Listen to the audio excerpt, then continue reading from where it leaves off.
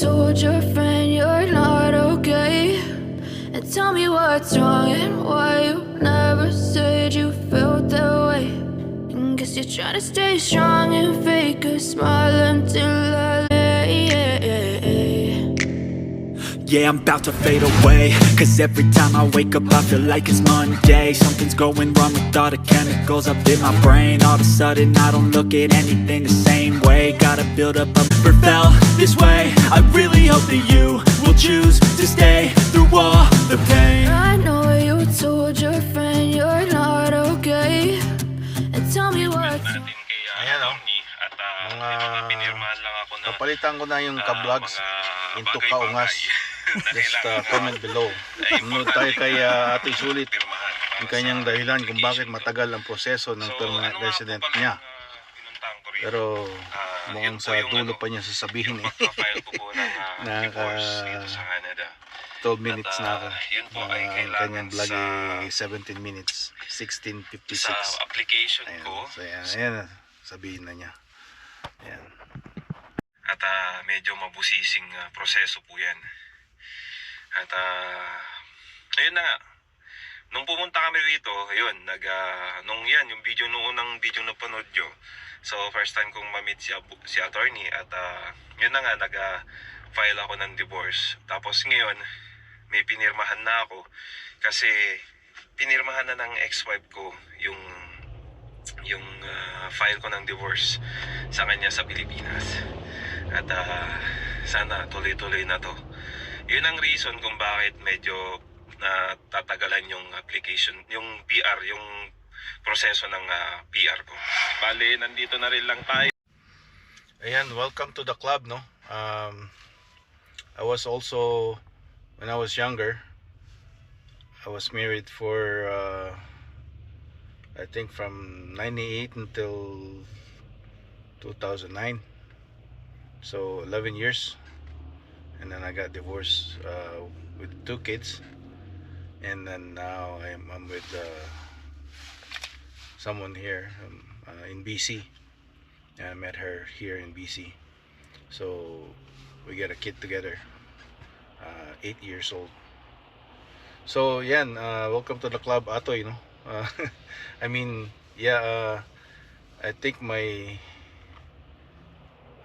yung kinakasama ko rin ngayon as a common law, she used the same process for filing a divorce here, because even though they were separated in the Philippines now for quite some time, and then but she's still legally married when she came to Canada, so she has to file a divorce. Same thing, she has to send the paperwork to her ex and get it all signatured and everything. So yun, pares kayo ng I guess ng process, kaya kung paano niya nakuha din yung kanyang ang kanyang papel. I didn't marry her for convenience or anything like that, because I'm a Canadian citizen since 1996, and I came to Canada in 1992. So yeah, we didn't use that. But I was married to a Filipina also in Ontario, but yeah, it didn't work out. We got 2 kids together there, Nicole and Jacob. So shout out to Nicole and Jacob now. Hope you guys are fine there in Ontario. So there you go, no? Life is it gives you a lesson before you learn. But in school they said you learn the lesson and then you apply it, right? That, but it's better to experience the lesson and then apply. It's the other way around, right? So yan. Dito tayo ngayon sa Vanderhoof. I went and called. It's about an hour and a bit drive from Prince George, and I have a service call here, but the contact I have said that he was not here. He's still trying to find his key. So I left a message, and yeah, just waiting for it. And I decided just to blog just a little bit of experience, and also I wanted to change the kablogs into kaungas, if that's possible. Well, kaungas means like very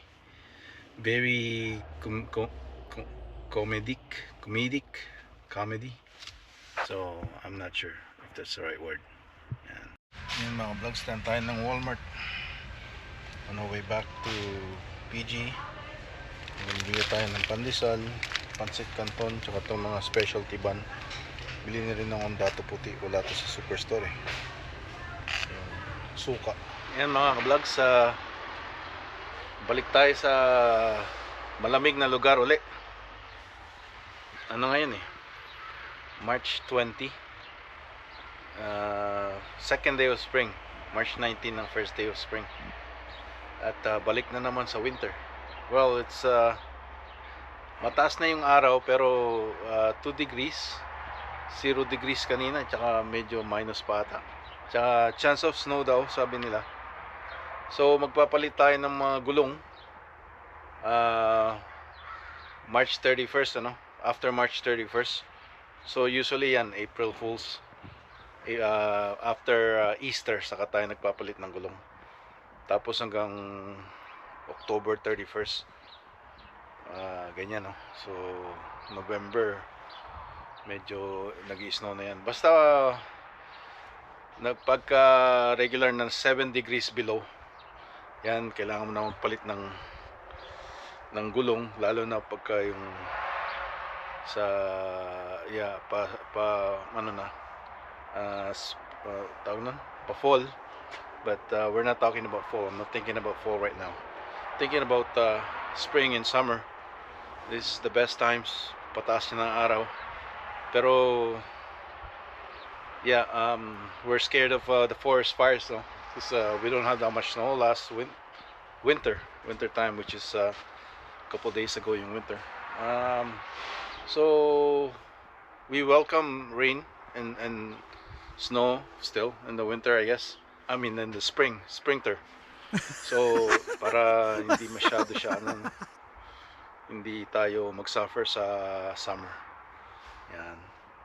Or otherwise, pagka everyday or lagi nang ganito sa summer, hindi natin ma-enjoy, we're gonna think of leaving North BC, and we might go a different route in Canada, right? So back maybe in Ontario or Alberta, depends, right, on the situation, or Philippines or Latin America, South America.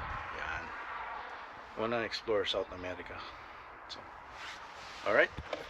Ayan mga vlogs, March 21, Thursday.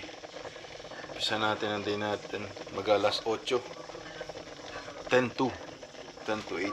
Yan, habang nanonood tayo sa JTV Vlogs. Binablog niya yung child tax benefits dito sa Canada. Yan, pagka under 16, I don't know kung hanggang 18, but I think mas maliit pagka 16 to 18, pero 16 to below is full child tax benefit, no, depending on the income as well, I think. So yan, ready na siya. Mag-steam tayo ng ating milk.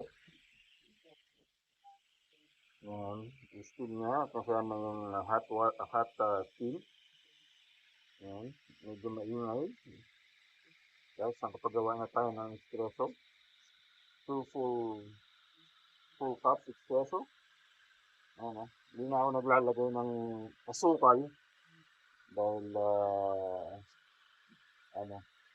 matamis. Hindi tayo matamis na tao.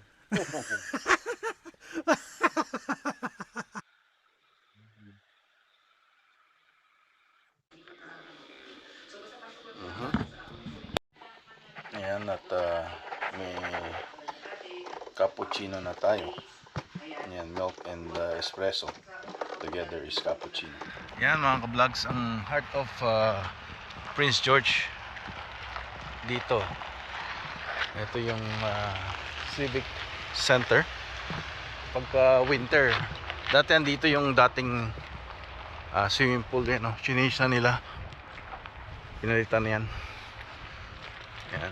So, tapos yung Copar Memorial Arena, dyan nag-hockey ang mga